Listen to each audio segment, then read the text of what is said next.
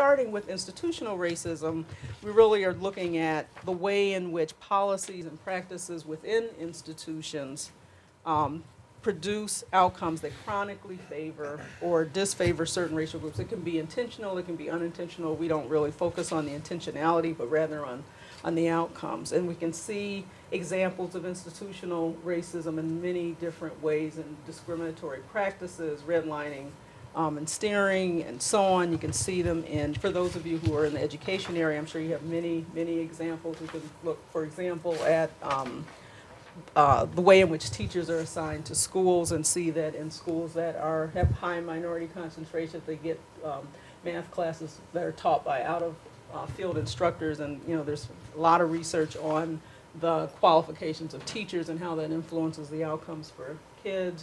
You can see, this is an older chart, which I'm sure if we updated it now, we'd probably see similar kinds of findings in the employment area of who gets laid off during recessions relative to proportions in the population.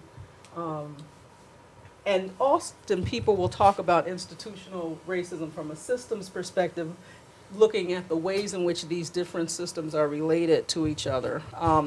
So for example, we talk a lot about the school to prison pipeline and look at the way in which kids are getting suspended from school and arrested or referred to law enforcement.